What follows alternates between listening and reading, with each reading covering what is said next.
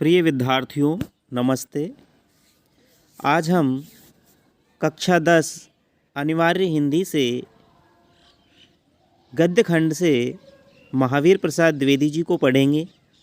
इनका एक निबंध है स्त्री शिक्षा के विरोधी कुतर्कों का खंडन। 13वां पाठ है। आइए इनका जीवन परिचय जान लेते हैं। इनका जन्म 1864 ईस्वी में हुआ और मृत्यु 1938 ईस्वी में। महावीर प्रसाद द्विवेदी, हिंदी में द्विवेदी के नाम से दो प्रसिद्ध लेखक कवि हुए हैं। एक है हजारी प्रसाद द्विवेदी तो दूसरे हैं महावीर प्रसाद द्विवेदी। दोनों अलग अलग हैं, एक ही ना माने। तो हम पढ़ रहे हैं सरस्वती पत्रिका के संपादक महावीर प्रसाद द्विवेदी जी को। आइए इनका जीवन परिचय जानते हैं। महावीर प्रसाद द्विवेदी का जन्म उत्तर प्रदेश के रायबरेली जिले के दौलतपुर ग्राम में सन 1864 में हुआ। इनके पिता पंडित राम सहाय दुबे कान्यकुब्ज ब्राह्मण थे। पारिवारिक आर्थिक स्थिति अच्छी न होने के कारण स्कूली शिक्षा पूर्ण कर इन्होंने रेलवे में नौकरी कर ली। परिवार की आर्थिक स्थिति ठीक नहीं थी, मजबूरन इनको रेलवे में नौकरी करनी पड़ी। लेकिन स्वाभिमानी स्वभाव के धनी स्वाभिमानी थे। द्विवेदी जी ने कुछ समय पश्चात रेलवे से इस्तीफा दे दिया और आप सन 1903 से 1920 तक सरस्वती पत्रिका के संपादन से जुड़े रहे। डॉक्टर श्याम सुंदर दास जी के निर्देशन में जो सरस्वती पत्रिका निकली थी 1900 में, उसका कार्यभार महावीर प्रसाद द्विवेदी जी ने संभाला और पूरे 17 साल संभाला, 1903 से 1920 तक। यह वह पत्रिका थी जिसमें आज की हिंदी बोलती है। आज जिस हिंदी को हम पढ़ रहे हैं, इस सरस्वती पत्रिका के परिष्कार के कारण ही आज हमारे सामने जो हिंदी है वो हम कहें तो महावीर प्रसाद द्विवेदी जी की देन हिंदी है। संशोधित परिष्कृत रूप को निखारा सरस्वती पत्रिका ने, जिनके संपादक थे महावीर प्रसाद द्विवेदी। हिंदी में एक बहुत बड़ी घटना है सरस्वती पत्रिका और उनका संपादन। सन 1838 ईस्वी में महावीर प्रसाद द्विवेदी का निधन हो गया। महावीर प्रसाद द्विवेदी प्रखर व्यक्तित्व एवं बहुमुखी प्रतिभा के धनी साहित्यकार थे। द्विवेदी जी कवि, समालोचक, निबंधकार, संपादक, भाषा वैज्ञानिक, इतिहासकार, अर्थशास्त्री आदि विविध रूपों में उभरकर सामने आए। कवि भी थे, समालोचक भी थे, निबंधकार भी थे, संपादक भी थे, भाषा वैज्ञानिक थे, इतिहासकार थे, अर्थशास्त्री थे। बहुत सारे रूपों में द्विवेदी जी हमें देखने को मिलते हैं। आपने 1903 से 1920 तक सरस्वती के संपादक रहते हुए हिंदी व्याकरण एवं वर्तनी के नियम स्थिर करके हिंदी गद्य की भाषा का परिष्कार किया। एक निखरा हुआ रूप लेकर के आए महावीर जी। द्विवेदी जी ने अपने समकालीन कवियों एवं लेखकों का साहित्य रचना में मार्गदर्शन किया। इसी कारण आधुनिक हिंदी साहित्य के द्वितीय उत्थान अर्थात सुधार काल को महावीर प्रसाद द्विवेदी के नाम पर द्विवेदी युग भी कहा जाता है। सुधार काल को नाम दिया गया द्विवेदी युग। इनके प्रयासों से ही खड़ी बोली काव्य की भाषा के रूप में प्रतिष्ठित हुई। जो खड़ी बोली थी वो काव्य भाषा के रूप में प्रतिष्ठित हो गई। द्विवेदी जी ने भारतीय जातीय परंपरा का समालोचनात्मक दृष्टि से गहन अध्ययन किया एवं प्रासंगिक विवेक सम्मत परंपराओं का समर्थन कर रूढ़ियों का विरोध किया। इनके लेखन में सरलता, सुबोधता एवं परिनिष्ठता के गुण झलकते हैं। सरल है, सुबोध है, सुबोध जिसको अच्छे से बोधगम्य किया जाए, ज्ञान ग्रहण किया जाए। परिनिष्ठित, बिल्कुल परिष्कृत शुद्ध रूप में दर्शाया। इनकी जो रचनाएं हैं वो निम्न है। मौलिक रचनाएं हैं जो इन्होंने अपनी कलम से लिखी हैं। काव्य मंजूषा, कलम और विवेक, अपनी काव्य प्रतिभा से जो लिखी हैं। काव्य मंजूषा, सुमन, अबला विलाप, कान्यकुब्ज, कविता कलाप, ये काव्य हैं। अद्भुत आलाप, संपत्ति शास्त्र, अर्थशास्त्र पर इनका लिखा गया ग्रंथ है संपत्ति शास्त्र, क्योंकि महावीर प्रसाद द्विवेदी जी एक अर्थशास्त्री भी थे। महिला मोद, रसज्ञ रंजन और साहित्य सीकर, ये इनके गद्य हैं। अनुदित रचनाएं हैं जिनका इन्होंने अनुवाद किया है। अनुदित रचनाओं में विनय विनोद है, स्नेहमाला, ऋतु तरंगिणी, ये पद्य रचनाएं हैं। तो भामिनी विलास, रघुवंश, वेणी संहार, बेकन विचार रत्नावली और स्वाधीनता इनके गद्य रचनाएं हैं। ये इनका रचना संसार रहा। आइए अब हम चलते हैं पाठ परिचय की ओर। पाठ परिचय, यहाँ जो प्रस्तुत निबंध है द्विवेदी जी के महिला मोद शीर्षक निबंध संग्रह से लिया गया है। महिला मोद, यह निबंध प्रथम बार सितंबर 1914 को सरस्वती पत्रिका में पढ़े लिखों का पांडित्य शीर्षक से प्रकाशित हुआ था। जिस लेख को हम पढ़ने जा रहे हैं, ये लेख सबसे पहले सितंबर 1914 में सरस्वती पत्रिका में पढ़े लिखों का पांडित्य शीर्षक से प्रकाशित हुआ था और इनकी पुस्तक महिला मोद में ये निबंध संग्रहित है, वहाँ से ये लिया गया है। 21वीं शताब्दी में स्त्रियां शिक्षा, विज्ञान, सरकारी सेवा, निजी क्षेत्र, व्यापार एवं वाणिज्य सहित सभी क्षेत्रों में पुरुषों से कंधा मिलाकर समाज निर्माण एवं विकास में अपना योगदान दे रही हैं। लेकिन इस स्थिति में पहुंचने के लिए स्त्री शिक्षा के जो पक्षधर हैं, सुधारक हैं, उनको पुरुष प्रधान एवं रूढ़िवादी समाज से कड़ा संघर्ष करना पड़ा। जो स्त्री शिक्षा के पक्षधर थे, सुधारक थे, उनको पुरुष प्रधान समाज से बड़ा संघर्ष करना पड़ा है। प्रस्तुत निबंध स्त्री शिक्षा को समाज एवं परिवार के विघटन, टूटन एवं पतन के लिए जिम्मेदार ठहराने वाली दकियानूसी सोच को अकाट्य तर्कों द्वारा, छोटी सोच को ऐसे तर्क जो काटे ना जा सके अकाट्य तर्कों द्वारा सिरे से खारिज करता है। साथ ही इसमें इन दकियानूसी एवं अप्रासंगिक प्रसंग रहित परंपराओं के अंधानुकरण के बजाय विवेक सम्मत एवं तर्कपूर्ण परंपराओं को ही ग्रहण करने की बात कही गई है। इनकी भाषा शैली हिंदी के द्विवेदी युगीन गद्य की एक बानगी प्रस्तुत करती है। यहाँ जो इनकी भाषा है उस समय द्विवेदी युग की जो गद्य की बानगी थी उसको ये प्रस्तुत करती है कि उस समय हिंदी भाषा किस रूप में थी। आइए हम इस निबंध का अध्ययन करते हैं। निबंध का नाम है स्त्री शिक्षा के विरोधी कुतर्कों का खंडन।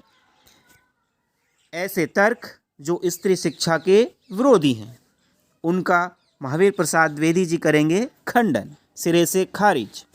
आइए, बड़े शोक की बात है। शोक, दुख।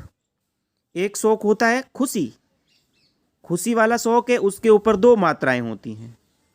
ये शोक खुशी को जाहिर करता है, प्रसन्नता को जाहिर करता है, जबकि ये जो शोक है ये दुख के लिए। बड़े शोक की बात है, आजकल भी ऐसे लोग विद्यमान हैं, मौजूद हैं, जो स्त्रियों को पढ़ाना उनके और गृह सुख के नाश का कारण समझते हैं। और लोग भी ऐसे वैसे नहीं, सुशिक्षित लोग, ऐसे लोग जिन्होंने बड़े बड़े स्कूलों और शायद कॉलेजों में भी शिक्षा पाई है। ऐसे लोग जिन्होंने कॉलेज और स्कूलों में शिक्षा पाई है, जो धर्मशास्त्र और संस्कृत के ग्रंथ साहित्य से परिचय रखते हैं और जिनका पेशा कुशिक्षितों को सुशिक्षित करना है, शिक्षा विहीनों को शिक्षित करना है, कुमार्गगामियों को सुमार्गगामी बनाना, जो रास्ते पर नहीं हैं, बुरे रास्ते पर हैं, उन्हें अच्छे मार्ग दिखाना उनका काम है। और अधार्मिकों को धर्म तत्व समझाना, जो धर्म रहित हैं उनको धर्म तत्व की शिक्षा देना। उनकी दलीलें सुन लीजिए। ऐसे विद्वान समाज सुधारक, धर्म के चिंतक और उनकी ये दलीलें। सुनिए क्या दलीलें हैं।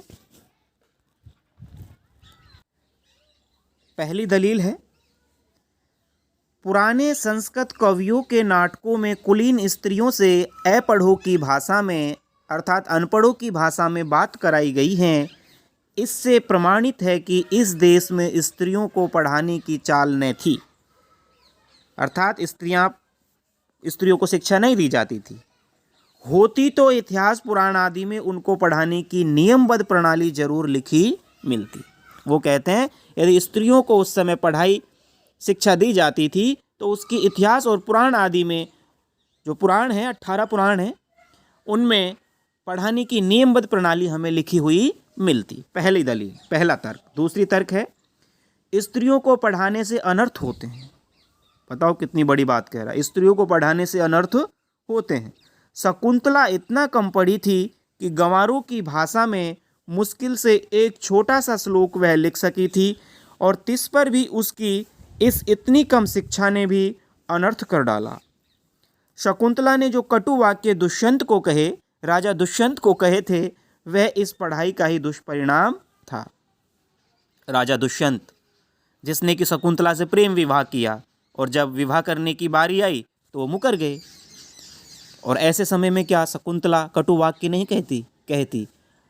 कोई भी नारी होती वो कटु वाक्य कहती यदि उसे प्रेम में धोखा मिले। तो ये तर्क दिया है दूसरा शकुंतला का। अभिज्ञान शाकुंतलम महाकाव्य है, नाटक है कालिदास जी का। तीसरी दलील है, देखिए, जिस भाषा में शकुंतला ने श्लोक रचा था वह अपढ़ों की भाषा थी। अतएव नागरिकों की भाषा की बात तो दूर रही, अपढ़ गवारों की भी भाषा पढ़ाना स्त्रियों को बर्बाद करना है। शकुंतला के पास कैसी भाषा थी? अनपढ़ों की, पढ़े लिखों की भाषा नहीं थी। इसलिए वो कहते हैं कि नागरिकों की भाषा की बात तो दूर है, अनपढ़ गंवारों की भाषा भी स्त्रियों को पढ़ाना बर्बाद करना है, स्त्रियों को बर्बाद करना है। ये दलीलें हैं। आइए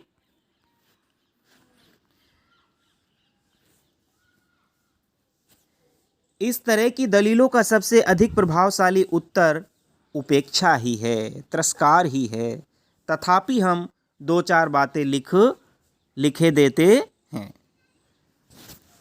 क्या लिखते हैं महावीर प्रसाद द्विवेदी जी? नाटकों में स्त्रियों का प्राकृत बोलना, प्राकृत एक प्राचीन भाषा है। बौद्ध और जैन ग्रंथों की भाषा जो प्राकृत थी उस भाषा की बात हो रही है। हिंदी से पहले की जो भाषा है वो प्राकृत भाषा है। उनके अपढ़ होने का प्रमाण नहीं, उनके अपढ़ होने का प्रमाण नहीं है।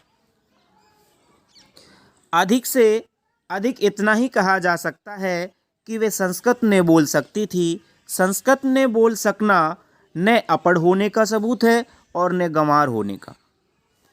अच्छा, तो उत्तर रामचरित में भवभूति जी ने उत्तर रामचरित लिखा है, ऋषियों की वेदांतवादिनी पत्नियां, जो ऋषियों की वेदांतों का ज्ञान रखने वाली पत्नियां हैं, कौन सी भाषा बोलती थी भाई?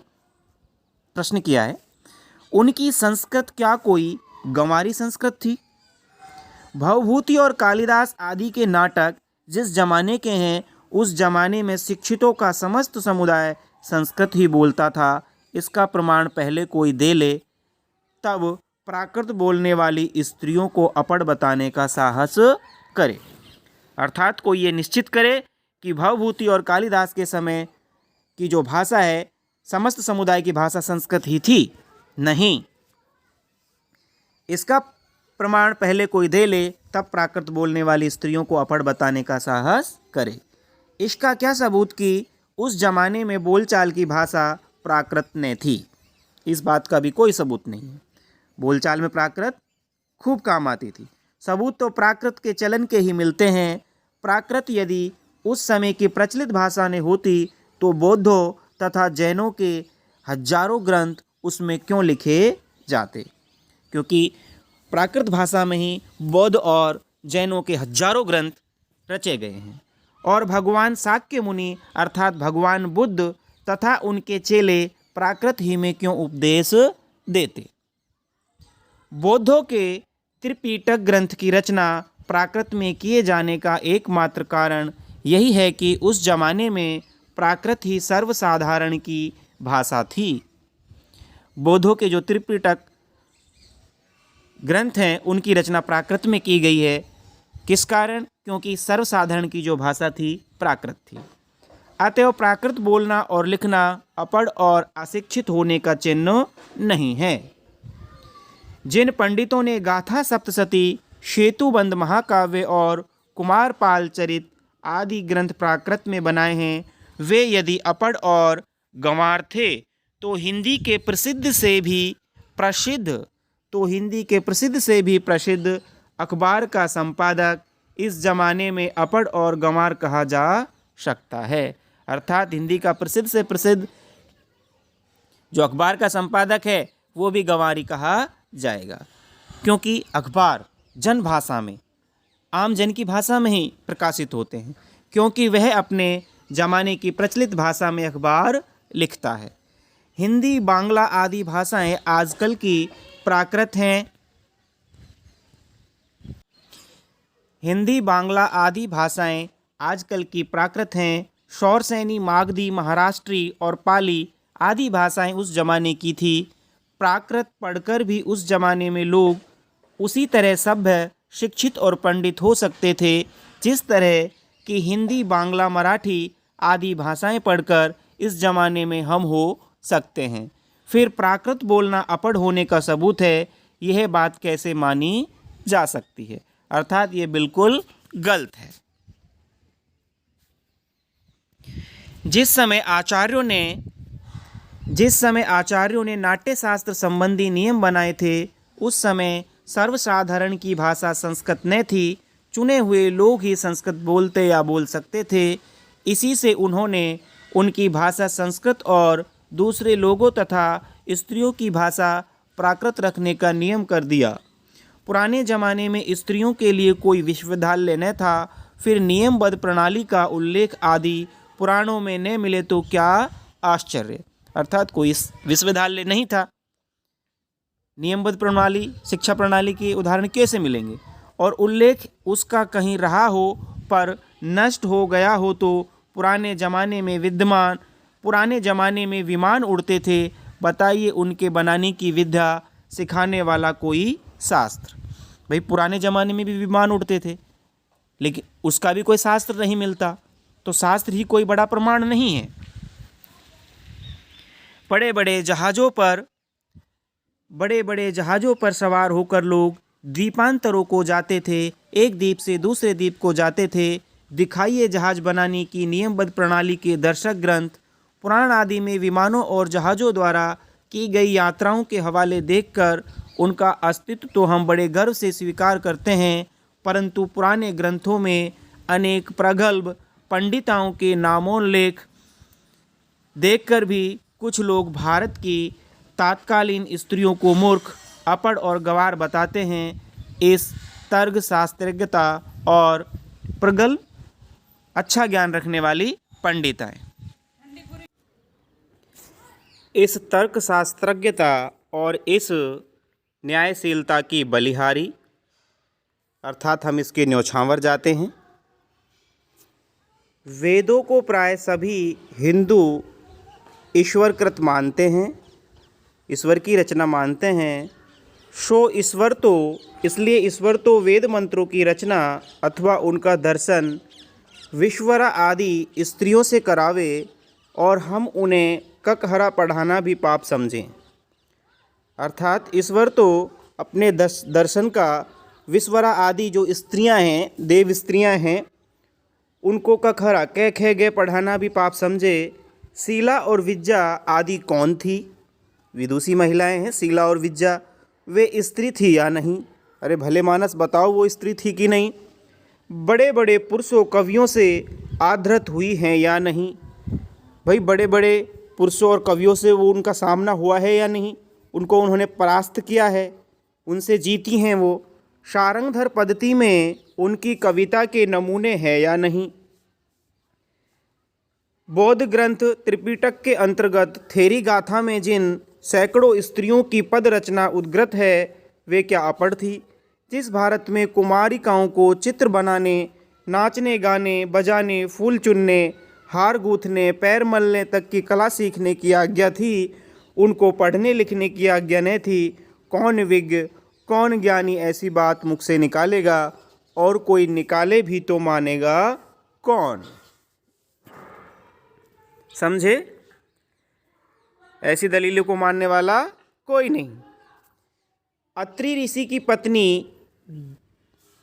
अनसुईया जी पत्नी धर्म पर व्याख्यान देते समय घंटों पांडित्य प्रकट करें, गार्गी बड़े बड़े ब्रह्मवादियों को हरा दे, मंडन मिश्र की सह-धर्मचारिणी शंकराचार्य के छक्के छुड़ा दे, अर्थात उन्हें परास्त कर दे। शास्त्रार्थ में गजब है, इससे अधिक भयंकर बात और क्या हो सकेगी।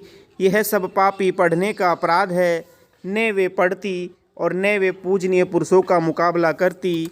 यह सारा दुराचार, बुरा आचरण स्त्रियों को पढ़ाने ही का कुफल है, कुपरिणाम है। समझे? स्त्रियों के लिए पढ़ना कालकूट अर्थात जहर, और पुरुषों के लिए पीयूष का घूंट, अमृत का घूंट है। ऐसी ही दलीलों और दृष्टांतों, उदाहरणों के आधार पर कुछ लोग स्त्रियों को अपढ़ रखकर भारतवर्ष का गौरव बढ़ाना चाहते हैं, जो कि सही बात नहीं है। मान लीजिए कि पुराने ज़माने में भारत की एक भी स्त्री पढ़ी लिखी न थी, न सही। उस समय स्त्रियों को पढ़ाने की ज़रूरत न समझी गई होगी, पर अब तो है। अतएव पढ़ाना चाहिए। हमने सैकड़ों पुराने नियमों, आदेशों और प्रणालियों को तोड़ दिया है या नहीं? तो चलिए स्त्रियों को अपढ़ रखने की इस पुरानी चाल को भी तोड़ दें। भाई, जो नियम बाधा है आगे बढ़ने में, उन्हें हम तोड़ देते हैं, अपने अनुसार ढाल लेते हैं। तो ये भी एक बाधा है स्त्रियों को न पढ़ाना। इस नियम को भी हमें तोड़ देना चाहिए। हमारी प्रार्थना तो यह है कि स्त्री शिक्षा के विपक्षियों को क्षण भर के लिए भी इस कल्पना को अपने मन में स्थान न देना चाहिए कि पुराने ज़माने में यहाँ की सारी स्त्रियाँ अपढ़ थी अथवा उन्हें पढ़ने की आज्ञा न थी। जो लोग पुराणों में पढ़ी लिखी स्त्रियों के हवाले मांगते हैं, उन्हें श्रीमद् भागवत के 10वें स्कंद के उत्तरार्ध का 53वां अध्याय पढ़ना चाहिए। उसमें रुक्मणी हरण की कथा है।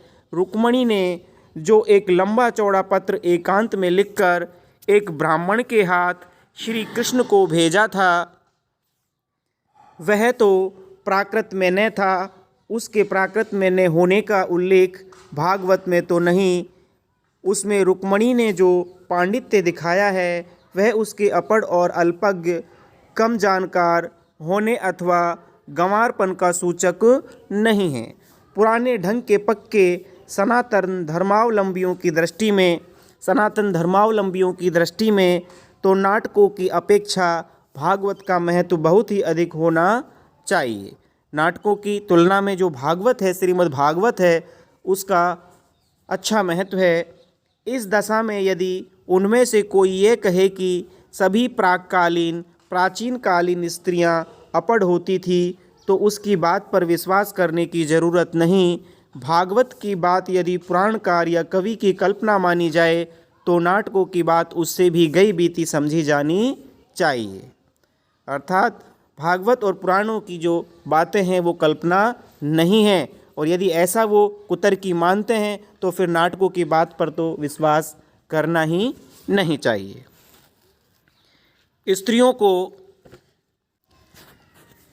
स्त्रियों का किया हुआ अनर्थ यदि पढ़ाने ही का परिणाम है, तो पुरुषों का किया हुआ अनर्थ भी उनकी विद्या और शिक्षा ही का परिणाम समझना चाहिए। बम के गोले फेंकना, नरहत्या करना, डांके डालना, चोरियां करना, घूस लेना, रिश्वत लेना, ये सब यदि पढ़ने लिखने का ही परिणाम हो तो सारे कॉलेज, स्कूल और पाठशालाएं बंद हो जानी चाहिए। परंतु विक्षिप्तों, पागलों, बात व्यथितों और ग्रहग्रस्तों के सिवा, जिन पर ग्रह हावी हों, ग्रह से जो ग्रस्त हों, के सिवा ऐसी दलीलें पेश करने वाले बहुत ही कम मिलेंगे। शकुंतला ने दुष्यंत को कटु वाक्य कहकर कौन सी अस्वाभाविकता दिखाई? क्या वह यह कहती कि आर्यपुत्र शाबाश, बड़ा अच्छा काम किया जो मेरे साथ गांधर्व विवाह प्रेम विवाह करके मुकर गए, अर्थात समय आने पर मना कर दिया। नीति न्याय सदाचार और धर्म की आप प्रत्यक्ष मूर्ति हैं। पत्नी पर घोर से घोर अत्याचार करके जो उससे ऐसी आशा रखते हैं वे मनुष्य स्वभाव का किंचित भी ज्ञान नहीं रखते। सीता से अधिक साध्वी स्त्री नहीं सुनी गई। जिस कवि ने शकुंतला नाटक में अपमानित हुई शकुंतला से दुष्यंत के विषय में दुर्वाक्य कहाया है, उसी ने परित्यक्त होने पर सीता से रामचंद्र के विषय में क्या कहा है सुनिए।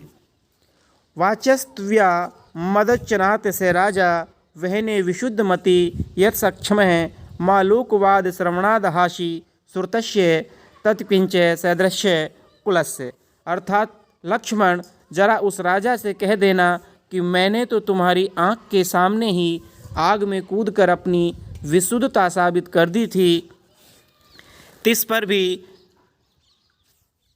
पर भी लोगों के मुख से निकला मिथ्यावाद सुनकर ही तुमने मुझे छोड़ दिया। क्या यह बात तुम्हारे कुल के अनुरूप है, अथवा क्या यह तुम्हारी विद्वता या महत्ता को शोभा देने वाली है? ऐसा कहा है सीता ने वाल्मीकि रामायण में। सीता का यह संदेश कटु नहीं तो क्या मीठा है। राजा मात्र कहकर उनके पास अपना संदेश भेजा। यह उक्ति ने किसी गंवार स्त्री की, किंतु महाब्रह्मज्ञानी राजा जनक की लड़की और मनव आदि महर्षियों के धर्मशास्त्रों का ज्ञान रखने वाली रानी को नृपश्य वर्णाश्रम पालनम यत है से एवे धर्मो मनुना प्रणीत है। सीता की इस धर्म शास्त्रज्ञता का यह प्रमाण वहीं आगे चलकर कुछ ही दूर पर कवि ने दिया है। सीता परित्याग के कारण वाल्मीकि के समान शांत, नीतिज्ञ और क्षमाशील तपस्वी तक ने अस्त्येवे मनुर्भर्ताग्रजय में कहकर रामचंद्र पर क्रोध प्रकट किया है। अतएव शकुंतला की तरह अपने परित्याग को अन्याय समझने वाली सीता का रामचंद्र के विषय में कटु वाक्य कहना सर्वथा स्वाभाविक है। न यह पढ़ने लिखने का परिणाम है, न गंवारपन का, न ही अकुलीनता का।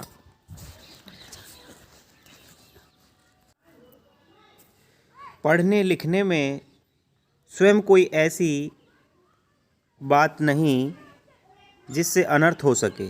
अनर्थ का बीज उसमें हरगिज नहीं, बिल्कुल नहीं। अनर्थ पुरुषों से भी होते हैं, अपढ़ो और पढ़े लिखो दोनों से होते हैं। अनर्थ दुराचार और पापाचार के कारण और ही होते हैं। अनर्थ के, दुराचार के और पाप के आचरण के जो कारण हैं वो और होते हैं, अन्य होते हैं, और वे व्यक्ति विशेष का चाल चलन देखकर जाने भी जा सकते हैं। अतएव इसलिए स्त्रियों को अवश्य पढ़ाना चाहिए। जो लोग ये कहते हैं कि पुराने ज़माने में यहाँ स्त्रियां ने पढ़ती थी अथवा उन्हें पढ़ने की मुमानियत थी, वे या तो इतिहास से अभिज्ञता नहीं रखते, जानकारी नहीं रखते, या जानबूझकर लोगों को धोखा देते हैं। समाज की दृष्टि में ऐसे लोग दंडनीय हैं, क्योंकि स्त्रियों को निरक्षर रखने का उपदेश देना समाज का अपकार और अपराध है। समाज का बुरा करना और अपराध करना है, समाज की उन्नति में बाधा डालना है। शिक्षा बहुत व्यापक शब्द है, उसमें सीखने योग्य अनेक विषयों का समावेश हो सकता है। पढ़ना लिखना भी उसी के अंतर्गत है। इस देश की वर्तमान शिक्षा प्रणाली अच्छी नहीं। इस कारण यदि कोई स्त्रियों को पढ़ाना अनर्थकारी समझे तो उसे उस प्रणाली का संशोधन करना या कराना चाहिए। खुद पढ़ने लिखने को दोष न देना चाहिए। लड़कों ही की शिक्षा प्रणाली कौन सी बड़ी अच्छी है। प्रणाली बुरी होने के कारण क्या किसी ने यह राय दी है कि सारे स्कूल और कॉलेज बंद कर दिए जाएं? आप खुशी से लड़कियों और स्त्रियों की शिक्षा की प्रणाली का संशोधन कीजिए। उन्हें क्या पढ़ाना चाहिए, कितना पढ़ाना चाहिए, किस तरह की शिक्षा देनी चाहिए और कहाँ पर देना चाहिए, घर में या स्कूल में, इन सब बातों पर बहस कीजिए, विचार कीजिए। जी में आवे सो कीजिए, पर परमेश्वर के लिए यह न कहिए कि स्वयं पढ़ने लिखने में कोई दोष है, वह अनर्थकर है, वह अभिमान का उत्पादक है, वह गृह सुख का नाश करने वाला है। ऐसा कहना सोहलो आने मिथ्या है। पूरी तरह से वह झूठ है, सही नहीं है। तो बहुत ही अच्छे तर्क महावीर प्रसाद द्विवेदी जी ने यहाँ दिए हैं, जो स्त्री शिक्षा के समर्थक हैं और होने भी चाहिए। यहाँ पर कुछ कठिन शब्दार्थ हैं, इन्हें हम देखते हैं। आइए, दलीलें। दलील होता है तर्क, पक्ष रखना अपना। अपढ़ो, अनपढ़ो और निरक्षर। वेदांतवादिनी, वेदांत दर्शन पर बोलने वाली। दर्शक ग्रंथ, जानकारी देने वाली पुस्तक। तर्क शास्त्रज्ञता अर्थात तर्कशास्त्र को जानना। खंडन करना, दूसरे के विचार या मत का युक्तिपूर्वक निराकरण करना। प्रगल्भ होता है प्रतिभावान। नामोल्लेख, नाम का उल्लेख करना। आदृत, आदर पाया या सम्मानित। विज्ञ, जानकार या विद्वान। ब्रह्मवादी, वेद पढ़ने पढ़ाने वाला। ये कुछ कठिन शब्दार्थ थे, और भी हैं, देखिए। दुराचार, बुरा आचरण, बुरा व्यवहार। सहधर्मचारिणी अर्थात पत्नी। कालकूट, जहर। पीयूष, अमृत। दृष्टांत, उदाहरण। अल्पज्ञ, थोड़ा जानने वाला, कम जानने वाला। प्राककालीन, प्राचीन समय की, पुरानी। व्याभिचार, कुत्सित आचरण, बुरा आचरण। विक्षिप्त, पागल। विक्षिप्त होता है विक्षिप्त, पागल। बात व्यथित, बातों से दुखी होने वाले। ग्रहग्रस्त, पाप ग्रह से प्रभावित। किंचित, थोड़ा। दुर्वाक्य, निंदा करने वाला वाक्य, बुरा वाक्य। परित्यक्त, पूरे तौर पर छोड़ा हुआ या परित्याग किया हुआ। मिथ्यावाद, झूठी बात। मिथ्यावाद, झूठी बात। आगे है अलंकारोपण, दोष मढ़ना। निभर्त्सना, तिरस्कार या निंदा। नीतिज्ञ, नीति जानने वाला। मुमानियत, रोक या मना करना, मनाही।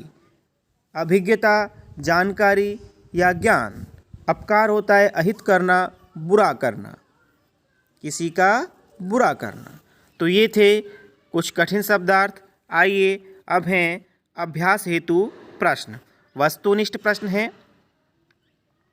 पहला प्रश्न है, महावीर प्रसाद द्विवेदी ने किस पत्रिका का संपादन किया? वह पत्रिका थी सरस्वती पत्रिका। घ इसका उत्तर है।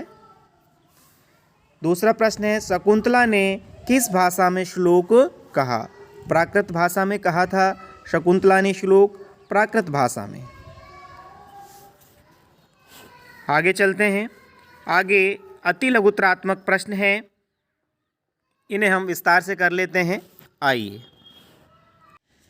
अति लघुत्रात्मक प्रश्न है। पहला प्रश्न है, बौद्ध धर्म के त्रिपिटक ग्रंथ की भाषा क्या है? बौद्ध धर्म के त्रिपिटक ग्रंथ की भाषा प्राकृत है। कौन सी भाषा है? प्राकृत भाषा में लिखे गए हैं। दूसरा प्रश्न है, रुक्मणी हरण की कथा कहाँ मिलती है? रुक्मणी हरण की कथा श्रीमद् भागवत पुराण के 10वें स्कंद में मिलती है। 10वें स्कंद में 53वें अध्याय में मिलती है। आगे तीसरा प्रश्न है, पाठ में आए प्राचीन कालीन विदुषी महिलाओं के नाम लिखिए। नाम है, शीला है, विज्जा है, अनुसूया हैं, गार्गी हैं। तो ये प्राचीन काल की विदुषी महिलाएं हैं। आगे चलते हैं। चौथा प्रश्न है, शकुंतला ने दुष्यंत के विषय में दुर्वाक्य क्यों कहे? उत्तर है, शकुंतला के साथ राजा दुष्यंत ने गांधर्व विवाह किया था, प्रेम विवाह किया था, किंतु बाद में उसको पहचानने से भी मना कर दिया कि मैं किसी शकुंतला को नहीं जानता। इससे कुपित और अपमानित होकर शकुंतला ने उनसे दुर्वचन कहे थे। पांचवा प्रश्न है, नाट्यशास्त्र संबंधी नियमों में स्त्री पात्रों के लिए कौन सी भाषा निर्धारित की गई है? नाट्यशास्त्र संबंधी नियमों में स्त्री पात्रों के लिए प्राकृत भाषा निर्धारित की गई है। आगे चलते हैं। दीर्घ उत्तरात्मक प्रश्न है। पहला प्रश्न है, नाटकों में स्त्रियों द्वारा प्राकृत बोलना उनके अपढ़ होने का प्रमाण नहीं है, स्पष्ट कीजिए। इसके पक्ष में हमें अपनी बात रखनी है कि नाटकों में स्त्रियों के द्वारा प्राकृत भाषा बोलना उनके अनपढ़ होने का प्रमाण नहीं है। उत्तर है, जिस समय आचार्यों ने नाट्यशास्त्र के नियम बनाए थे उस समय सभी लोग संस्कृत का प्रयोग नहीं करते थे। अधिकांश लोग प्राकृत बोलते थे और वही जनभाषा थी। उस समय की लोगों की भाषा वही थी। अतः उन्होंने स्त्रियों के संवाद संस्कृत में नहीं रखने का नियम बनाया। पुरुषों के संवाद संस्कृत में रखे जाते थे। दूसरा प्रश्न है, यह सारा दुराचार स्त्रियों के पढ़ाने का ही कुफल है, पंक्ति में निहित व्यंग को स्पष्ट कीजिए। उत्तर है, गार्गी ने बड़े बड़े ब्रह्मवादियों के शास्त्रार्थ में छक्के छुड़ा दिए, उन्हें परास्त कर दिया। पंडित मंडन मिश्र की पत्नी ने शंकराचार्य को निरुत्तर कर दिया था। यदि वे पढ़ी लिखी न होती तो विद्वान पुरुषों से तर्क वितर्क नहीं कर सकती थी। उपर्युक्त वाक्य में इन विदुषी नारियों की प्रशंसा की गई है।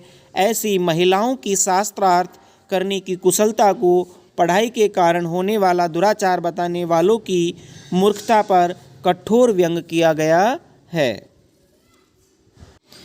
तीसरा प्रश्न है, द्विवेदी जी ने स्त्री शिक्षा के समर्थन में कौन कौन से तर्क दिए हैं?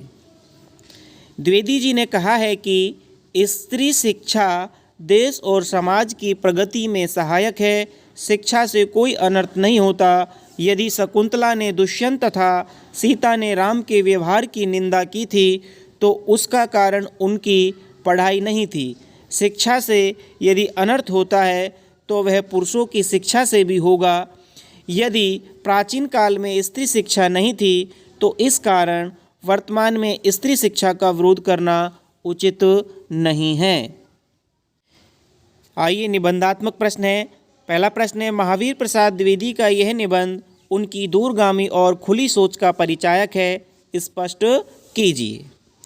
उत्तर है, यह निबंध प्रथम बार 1914 में सरस्वती पत्रिका में प्रकाशित हुआ था। उस समय स्त्री शिक्षा की ओर ध्यान ही नहीं दिया जाता था। अनेक कुतर्कों द्वारा स्त्री शिक्षा का विरोध किया जाता था। महावीर प्रसाद द्विवेदी ने इस निबंध की रचना करके स्त्री शिक्षा के विरोधियों के कुतर्कों का खंडन किया है। द्विवेदी जी स्त्री शिक्षा को देश और समाज के लिए हितकर तथा आवश्यक मानते थे। वह स्त्रियों की शिक्षा को अनर्थकारी नहीं मानते थे। शिक्षा को सामाजिक विधान और घरेलू अशांति का कारण द्विवेदी जी ने नहीं माना था। द्विवेदी जी ने प्राचीन साहित्य और धर्म के ग्रंथों से उदाहरण देकर स्त्री शिक्षा का समर्थन किया है। वे कहते हैं कि यदि प्राचीन काल में स्त्री शिक्षा नहीं थी तो उसको आधार बनाकर वर स्त्रियों को शिक्षा से वंचित नहीं किया जाना चाहिए। इस निबंध से पता चलता है कि वे खुली सोच के विचारक थे तथा उनकी दृष्टि दूर तक देखने में समर्थ थी। दूसरा प्रश्न है, स्त्री शिक्षा समाज के पतन का कारण नहीं वरन समाज के विकास की सीढ़ी है। इस कथन के आलोक में प्रकाश में स्त्री शिक्षा पर अपने विचार लिखिए। उत्तर है, समाज में केवल पुरुष ही नहीं होते, स्त्रियां भी होती हैं। यदि समाज को आगे बढ़ाना है तो उसको स्त्रियों को साथ लेकर चलना होगा। चूँकि समाज में स्त्रियां संख्या में आधी होती हैं, अतः उनको शिक्षा न देना आधे समाज को पिछड़ा बनाए रखना है। समाज के उत्थान के लिए उसके सदस्यों को अच्छी और ऐसी शिक्षा मिलनी चाहिए जो उसको आगे बढ़ा सके। शिक्षा की समुचित व्यवस्था के बिना समाज प्रगति नहीं कर सकता। ये शिक्षा पुरुषों के साथ स्त्रियों को भी दी जानी चाहिए। संपूर्ण समाज तभी प्रगति करेगा जब स्त्रियां शिक्षित होंगी। स्त्रियों को विभिन्न कार्य क्षेत्रों में कुशल बनाने के लिए उनको उचित शिक्षा दी जानी चाहिए। शिक्षा स्त्रियों को भी पुरुषों के समान विचारशील और समझदार बनाती है। वे कुशल प्रशासक, वैज्ञानिक, कलाकार आदि बनती हैं। परिवार, समाज तथा देश को उनकी शिक्षा से लाभ होता है। स्त्री शिक्षण से समाज का पतन होने की बात सोचना विवेकहीनता ही मानी जाएगी। स्त्री शिक्षा के अभाव में पूर्ण सामाजिक विकास की कल्पना करना भी बेईमानी है। अंतिम प्रश्न है, इसमें हमें दी गई निम्नलिखित पंक्तियों की सप्रसंग व्याख्या करनी है। पहली व्याख्या है, पुराण आदि में विमानों और जहाज़ों द्वारा, यहाँ से डैश डैश छोड़ा गया है और अंत में इस तर्क शास्त्रज्ञता और इस न्यायशीलता की बलिहारी। यहाँ तक की जो लाइनें हैं, पंक्तियाँ हैं, इनकी हमें सप्रसंग व्याख्या करनी है। आइए एक बार पूर्ण पंक्तियाँ देख लेते हैं। पुराने ज़माने में स्त्रियों के लिए कोई विश्वविद्यालय न था, फिर नियमबद्ध प्रणाली का उल्लेख आदि पुराणों में न मिले तो क्या आश्चर्य, और उल्लेख उसका कहीं रहा हो पर नष्ट हो गया हो तो।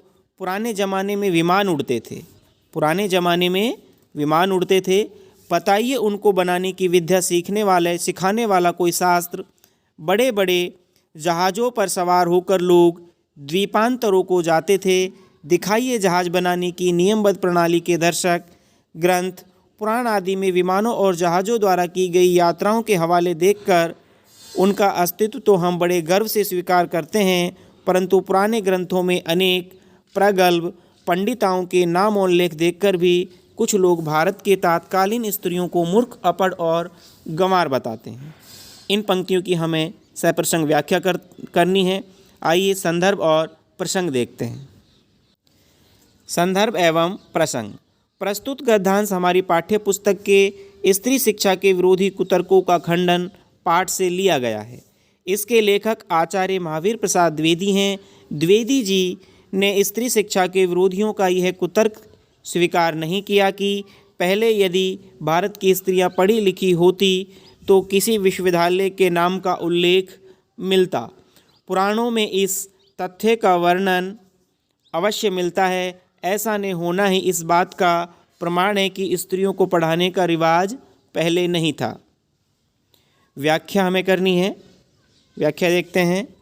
द्विवेदी जी कहते हैं कि प्राचीन समय में स्त्रियों की पढ़ाई के लिए कोई विश्वविद्यालय नहीं बना था। स्त्री शिक्षा का उल्लेख पुराणों में न मिलना आश्चर्य की बात नहीं है। यह भी संभव है कि इसका उल्लेख तो किया गया हो परंतु वह नष्ट हो गया हो। इन बातों के अभाव में स्त्री शिक्षा का होना ही अस्वीकार नहीं किया जा सकता। प्राचीन काल में वायुयान उड़ते थे। विमान बनाने की कला सिखाने वाला कोई शास्त्र तो उपलब्ध नहीं है।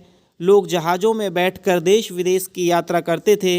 ऐसा कोई ग्रंथ नहीं मिलता जिसमें जहाज़ बनाने का तरीका बताया गया हो। पुराणों इत्यादि धार्मिक पुस्तकों में हम पढ़ते हैं कि उस समय लोग विमानों और जहाज़ों में यात्रा करते थे।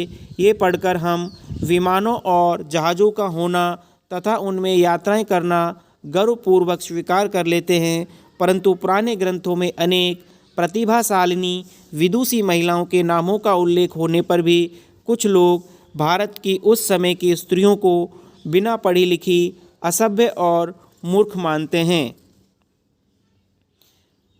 व्याख्या हुई। अब हमें विशेष लिखना है। विशेष में विशेषताएं लिखी जाती हैं। पहली विशेषता है, लेखक ने तर्कपूर्वक सिद्ध किया है कि प्राचीन भारत में स्त्रियां शिक्षित हुआ करती थी। दूसरी विशेषता है, यह बात दुखद है कि पुराण इत्यादि ग्रंथों में विदुषी महिलाओं के बारे में लिखा होने पर भी कुछ लोग दुराग्रहवश प्राचीन स्त्रियों को अपढ़ मानते हैं। तीसरी विशेषता है, भाषा संस्कृतनिष्ठ है और प्रवाहयुक्त है, शैली विचारात्मक है। तो इस तरह से हमें सप्रसंग व्याख्या करनी होती है। दूसरी जो सप्रसंग व्याख्या है उसका आप स्वयं अभ्यास करें। ये पाठ यहीं पर पूर्ण होता है। सभी को धन्यवाद।